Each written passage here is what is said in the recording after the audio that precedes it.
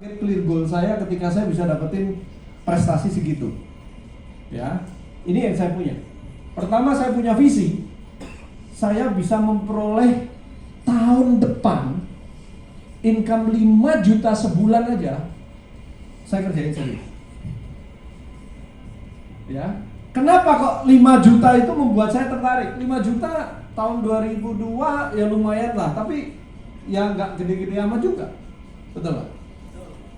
Ya, situasinya begini teman-teman.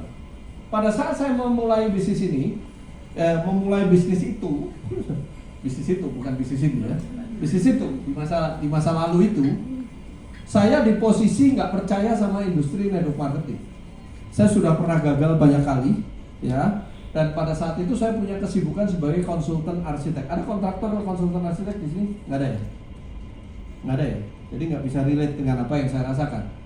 Kalau Anda punya teman nggak yang arsitek atau kontraktor? Punya nggak? Punya ya? Anda boleh lihat lah, hidup mereka itu mungkin lembur-lembur, melek, kayak gitu tuh kerjaannya kan? Rata-rata seperti itu. Nah itulah kerjaan arsitek seperti itu. Jadi waktu itu kayaknya dikasih 24 jam kerja juga nggak cukup gitu. Nah, artinya apa? Saya hanya berpikir kalau seandainya bisnis MLM tahun depan bisa menghasilkan 5 juta sebulan aja, 5 juta sebulan, saya kerjain.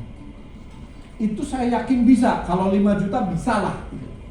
Nah, Anda harus punya clear goal yang seperti itu. Saya nggak minta Anda bilang bahwa, oh saya harus bisa punya uang 300 miliar, 2 triliun. Oke, keren, keren. Tapi kalau Anda tidak punya keyakinan bahwa Anda bisa capai itu, besok Anda tidur. Rara nggak dapat ya nggak apa-apa gitu loh. Paham maksudnya? Nah, cari sesuatu yang memang benar-benar Anda yakini Anda bisa. Cari sesuatu itu, tapi itu berharga, cukup berharga buat Anda. Nah, kenapa kok 5 juta itu berharga buat saya? Karena saya punya misi ini. Saya punya impian ini. Saya ingin membahagiakan papa saya dengan menunjukkan bahwa saya sudah bisa sukses. Caranya gimana? Saya ingin bawa, karena saya suka traveling, saya ingin bawa orang tua saya jalan-jalan ke luar negeri.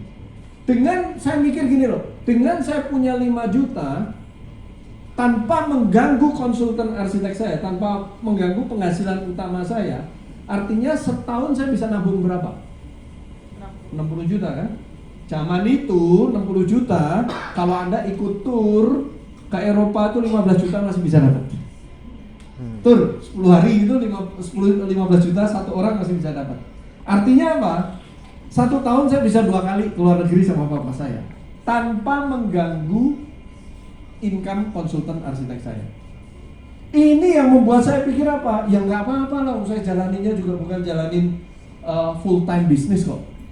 Saya gunakan waktu-waktu non produktif. Oke, make sense. 5 juta per bulan gua kerjain. Nah, Anda punya nggak? Sekarang coba definisikan 1 tahun ke depan Anda punya yang seperti ini, sampai Anda memastikan bahwa Anda akan jadi orang yang resilient sebelum ini tercapai. Ya, jadi orang tangguh hanya untuk, saya nggak minta Anda untuk jadi triliuner, miliarder, nggak perlu kayak gitu deh. Coba, apa yang mau Anda bayar harganya? Saya mau bayar harga saya tuh untuk papa saya. Saya anak ketiga dari 7 bersaudara. Saya masih ingat hidup saya pada saat itu, kalau masih kecil, makan telur aja nggak boleh kalau nggak didadar. Tujuannya apa tahu nggak? Nah, bagi-bagi. Ya, jadi harus didadar yang lebar bagi 4 buat anaknya. Saya anak ketiga dari 7 bersaudara. Sorry. Nih ya. Nah, ini adik saya. Yang paling kecil itu nomor 6. Temannya Pak Roy ternyata. Saya sudah menitipkan, tolong adik saya di prospek di sponsori ya. Karena saya sudah sejak Movinate berdiri sampai sekarang saya ajakin masih nggak mau. Ya, sempat saya nitip ke siapa ya waktu itu ya? Pak Sadra kalau nggak salah ya.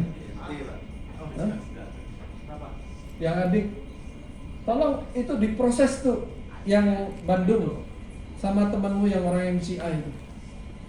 Siapa itu? Waktu itu kan saya pernah kan. Karena apa? Nggak tembus-tembus. Ternyata belum tembus juga. Nah ini mudah-mudahan Pak Roy bisa. Mission. Nah, saya anak ketiga dari 7 bersaudara. Ini kalau Anda hitung masih 6. Satu masih inden. Ya, belum lahir. Ini anak yang ke-6 masih bayi. Ya, seperti itu. Oke. Jadi Anda harus punya visi yang jelas, nomor 1 ya.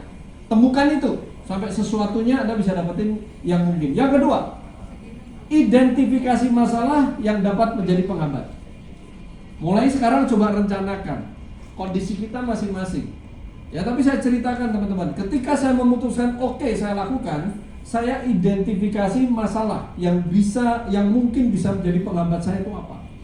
Saya ceritain ya. Pertama, saya punya kesibukan pekerjaan. Real itu. Kerjaan arsitek saya nggak boleh terganggu. Dan saya ngambil keputusan, ya ini tentunya kalau Anda sudah bisa mengidentifikasi, Anda harus berpikir solusinya apa. Nah, realnya adalah saya sudah punya kesibukan arsitek, upline jauh, jadi nggak mungkin saya waktu itu di Solo, upline saya ada di Bandung, ya nggak mungkin mendampingi daily action, belum ada MVN, jadi masih cara-cara lama zaman dulu ya, belum lancar presentasi, kemudian masih banyak hal yang belum dimengerti dari bisnis ini seperti product knowledge, marketing plan, banyak yang belum tahu tentang brand yang saya pegang pada saat itu di daerah saya. Jadi bisa jadi setiap orang yang belum kenal ini apa sih merek produknya dan orang ragu-ragu di sana. Dan belum ada yang sukses di kota saya, nggak ada bukti. Nah, solusinya apa gitu loh. Nah, saya lihat gitu, oke, kalau kesibukan kerja apa yang saya lakukan pada saat itu solusinya adalah saya harus